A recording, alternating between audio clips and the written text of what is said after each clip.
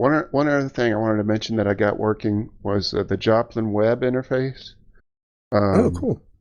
I wanted to ask you about that because I use Joplin. I know Eric uses Joplin. Mhm. I think that would be interesting to have set up. Yeah, A lot This so isn't easier. just the plugin. This is no, not the this is extension. the web The full. server for Oh, okay. Joplin. Yeah, so you can access it from a browser, and it's still, it's the same sync wherever you're syncing Joplin. It syncs to the same source. So I got it working for about 24 hours, and then I have no idea what happened, but I was running it through Nginx Proxy Manager to give me SSL, and for some reason it just dropped out to where I can no longer access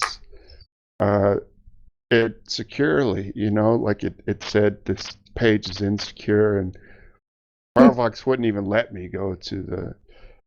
So it worked awesome for the first 24 hours it was up. I don't know what happened. I think it was a cert issue or something happened with my proxy. But while it was working, I can give you a little quick review.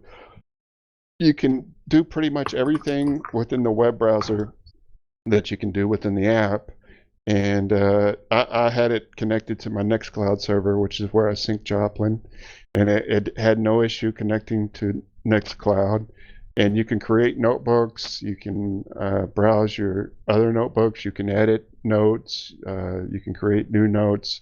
The interface is pretty 90s, like it's.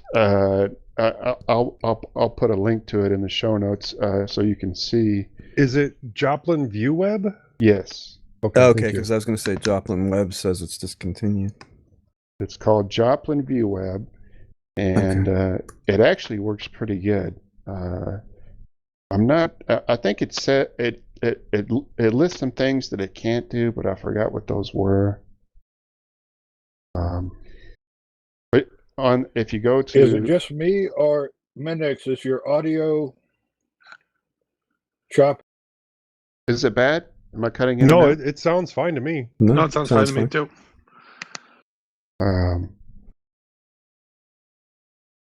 But it could be everybody more than, or I'm sorry, not Miner, just because he was the only one talking.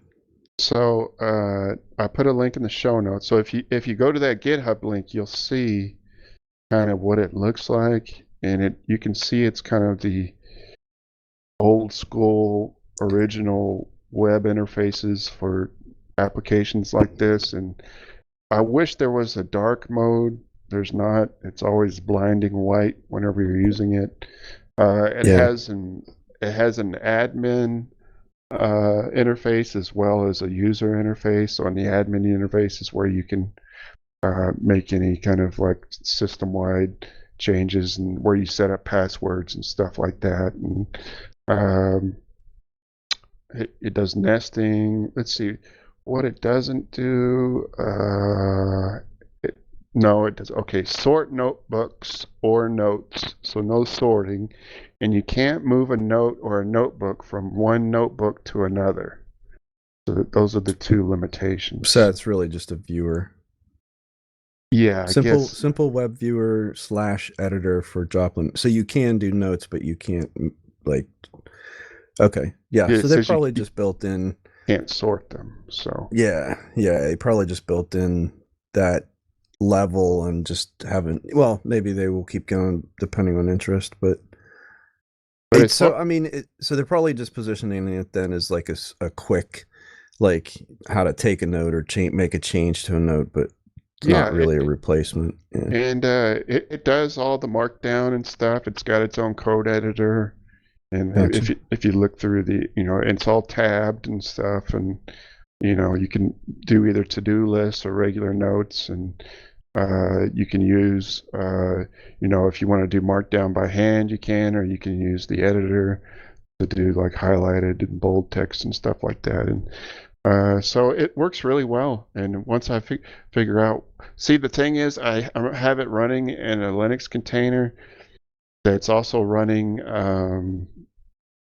I forgot what, but it's running something else. But I think there's some kind of networking issue between the two Docker images. It's maybe trying to use the same Docker network within the LXC, and it's having problems. Saying, oh, it's using the same container as CRX and G too, the search engine. So I really need to make its own container, which is the correct way to do it anyway. Does it look like, and it's a Docker image, obviously, but yeah. So do you have to co-locate the encrypted notes files, or does it go out and get them the same way the client does? Yeah, the same way the client does. So it has if you look at the screenshots, it's got a synchronization, and you can so it's set how often you want it to sync, or you can manually trigger a sync too and stuff. And it says it supported targets are Nextcloud, Joplin Server, WebDAV, and S3. So all those. Joe, are you talking? We don't hear anything. Don't encourage him. As long as it works with Nextcloud, we're good. Yeah. That's how I have it set up, working with Nextcloud. But for people that don't know, Joplin is a really handy note-taking application that's made for mobile. But with this Joplin View Web, I guess it's called, you can also access your Joplin Notes within the browser, and it works really well once I get it figured out how to do it again. It's totally an Nginx issue. It has nothing to do with the application itself, because I can access it locally through my LAN and it's fine, but for some reason passing through Nginx, it's getting some signals crossed. So what I'll probably do is just create its own LXC just for Joplin View Web and set it up again. But I recommend it. Like I said, the interface is not the most modern. It doesn't look as pretty as the mobile app, but it gets the job done. It does what it needs to do. Now, would you prefer to use it? So I guess I'm trying to think of a situation where I wouldn't have access to either my computer and the client, or my phone and the Android client. I use it at work, so we can't so that it's just not install installed stuff on our our computers at Borrowing work. someone's computer. Yeah. So yeah, they have tablet, an official Joplin client, desktop client that's really nice too. But do they have a portable version? I guess that would be stupid. I don't know. Yeah, that would be not good. I mean, you only need one instance of this set up somewhere.